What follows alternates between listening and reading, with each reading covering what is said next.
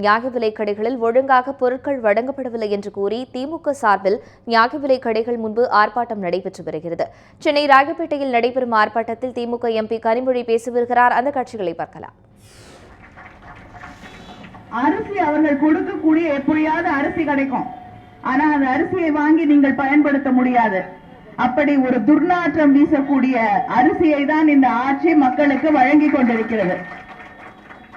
ஏன்னா ஆட்சியோட நிலைமையே அதுதான். ஆட்சி எவ்வளவு மோசமா இருக்கும் அந்த அளவுக்கு அரிசி மோசமா இருக்கு. தமிழ்நாட்டுல பருப்பு கிடையாது, பாமாயில் கிடையாது, எதுவுமே மக்களை வந்து சேருவதில்லை. சம்பளம் கையில வருது. இந்த சில கொஞ்ச நாளைக்கு முன்னாடி கையில சம்பளம் கூட வரல, பணம் கிடையாது, பணம் முடக்கம். இப்ப சம்பளம் கையில வருது, சம்பளத்தை எடுத்துட்டு போய் ரேஷன் கடைக்கு போனா ஒண்ணும் வாங்க முடியாது. எதை கேட்டாலும் இல்லை இல்லை இல்லை என்று சொல்லிதான் அனுப்பி கொண்டிருக்கிறார்கள் ஒவ்வொரு முறையும். இப்படி இருக்கக்கூடிய இந்த நிலையில ஆனா ஒன்னே கொள்முதல் செய்கிறோம் என்று சொல்கிறார்கள். அரசாங்கத்துல அரிசி வாங்குறோம், பருப்பு வாங்குறோம் மக்களுக்கு கொடுப்பதற்காக என்று அறிவிக்கிறார்கள். ஆனால் அந்த வாங்கின அரிசி எங்க போகுதுன்னா யாருக்கும் தெரியல.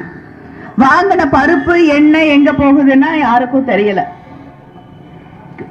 லாரி கிளம்புது, ரேஷன் கடைக்கு வந்து சேர்றதில்லை. இதுதான் நிலை.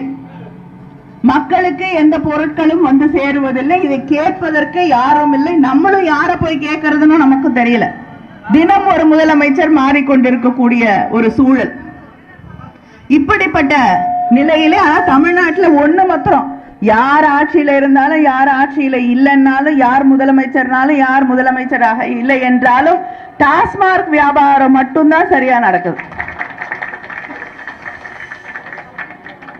ஒரு வலைதளம் இருக்கு, வெப்சைட், டாஸ்மார்க்கு என்று ஒரு வெப்சைட் இருக்கு. அதுல போய் பாத்தீங்கன்னா எந்தெந்த பிராண்ட்ல என்னென்ன கையிருப்பு அரசாங்கத்திடம் இருக்குன்னு தெளிவா சொல்றாங்க. எந்த டிப்போல என்னென்ன சரக்கு இருக்குன்னு தெளிவா போட்டிருக்காங்க. எதுல?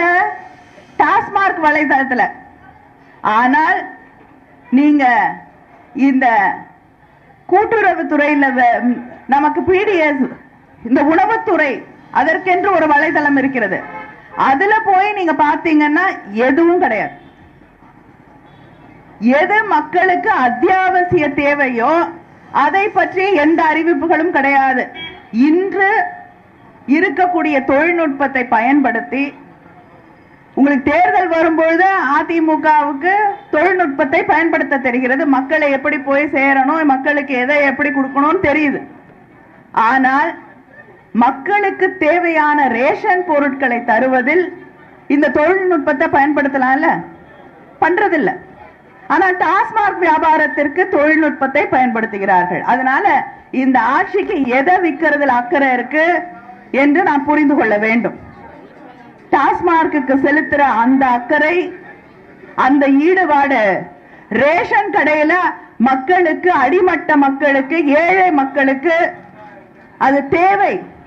உணவு தேவை, நியாயமான விலையிலே உணவு தேவை என்று இருக்கக்கூடிய அந்த சூழலிலே வாழ்ந்து கொண்டிருக்கக்கூடிய மக்களுக்கு கிடைக்க வேண்டிய நியாயமான உணவுப் பொருட்கள் போய் சேருவதற்கு அந்த தொழில்நுட்பத்தை அவர்கள் பயன்படுத்த தயாராக இல்லை. இதுதான் இந்த ஆட்சியுடைய அலங்கோலம்.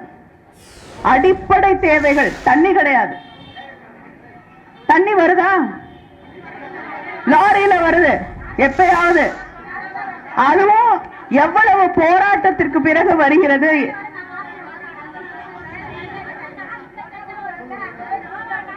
இப்படி ஆனா யார்கிட்ட போய் கேட்க முடியும்? அமைச்சர் கிட்ட போய் கேட்க முடியுமா? அவங்களுக்குள்ள யார் வந்து யாரை பாதுகாத்து வச்சுக்கிறதுங்கிறது தான் ஆட்சியில் இருக்கவங்களுக்கு கவலை. இந்த எம்எல்ஏ போயிட போறாரு, அந்த எம்எல்ஏ போயிட போறாருங்கிற பயத்துலதான் அவங்க ஆட்சி நடத்தி கொண்டிருக்கிறார்களே தவிர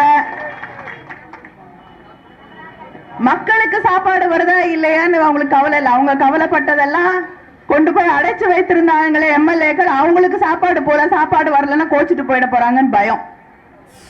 இதுதான் இன்று நடைபெற்றுக் கொண்டிருக்கக்கூடிய ஆட்சி உண்மையான முகம்.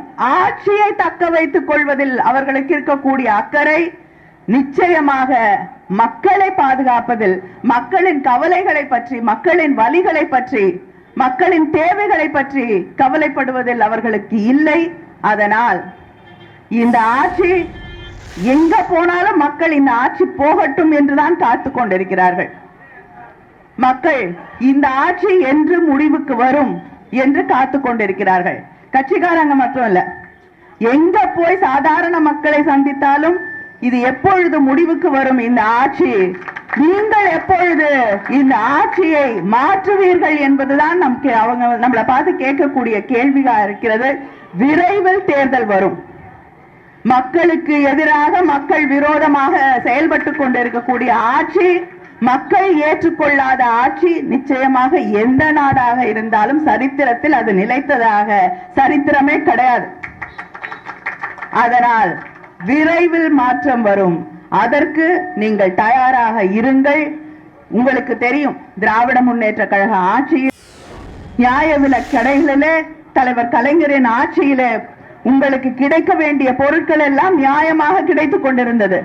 தலைவர் சொல்லியிருந்தாங்க, ஆன்லைன்ல தெரியும் இனிமேல எந்தெந்த ரேஷன் கடையில தேர்தல் அறிக்கையிலே அறிவிக்கப்பட்டது. திராவிட முன்னேற்ற தேர்தல் அறிக்கையிலே எந்தெந்த ரேஷன் கடையில என்னென்ன பொருள் இருக்கு, கையிருப்பு இருக்கு என்று வெளியில போர்டு மாட்டுவோம், உங்களுக்கெல்லாம் அறிவிக்கப்படும் என்று அறிவித்தார்கள். அதை நிச்சயமாக செயல்படுத்தக்கூடிய நாள் விரைவிலே வரும். இந்த ஆட்சி தூக்கி எறியப்படும். நன்றி, வணக்கம்.